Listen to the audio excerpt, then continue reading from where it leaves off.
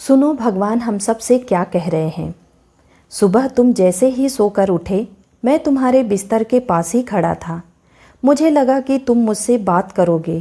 तुम कल या पिछले हफ्ते हुई किसी बात या घटना के लिए मुझे धन्यवाद कहोगे, लेकिन तुम फटाफट चाय पीकर तैयार होने चले गए और मेरी तरफ देखा भी नहीं।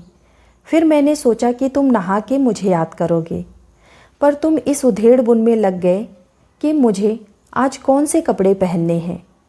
फिर जब तुम जल्दी से नाश्ता कर रहे थे और अपने ऑफिस के कागज़ इकट्ठा करने के लिए घर में इधर उधर दौड़ रहे थे, तो भी मुझे लगा कि शायद अब तुम्हें मेरा ध्यान आएगा, लेकिन ऐसा नहीं हुआ।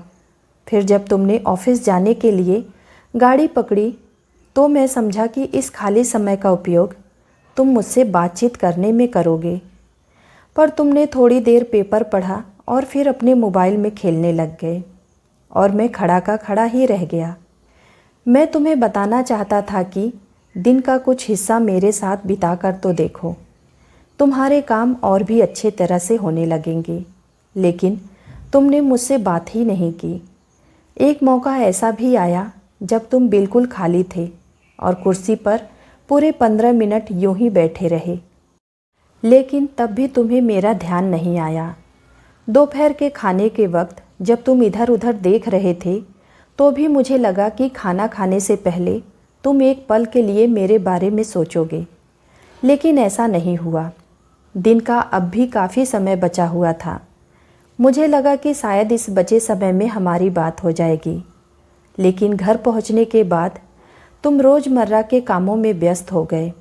जब वह काम निपट गए तो तुमने टीवी खोल लिया और घंटों टीवी देखते रहे। देर रात तक थक कर तुम बिस्तर पर आ लेटे। तुमने अपनी पत्नी बच्चों को शुभ रात्रि कहा और चुपचाप चादर ओढ़कर सो गए।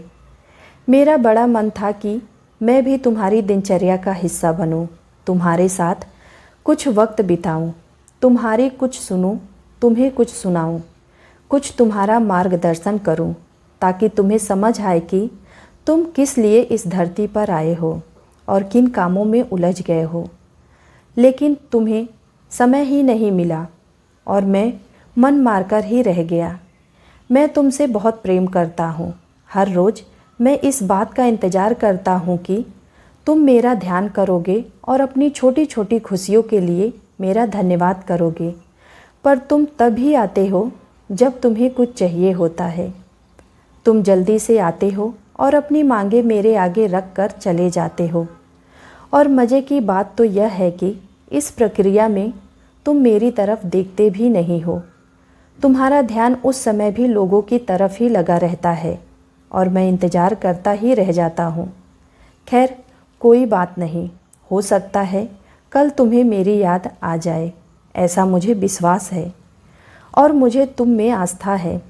आखिरकार मेरा दूसरा नाम आस्था और विश्वास ही तो है। तुम्हारा ईश्वर। उम्मीद करती हूँ आप सबको यह छोटी सी कहानी ज़रूर पसंद आई होगी।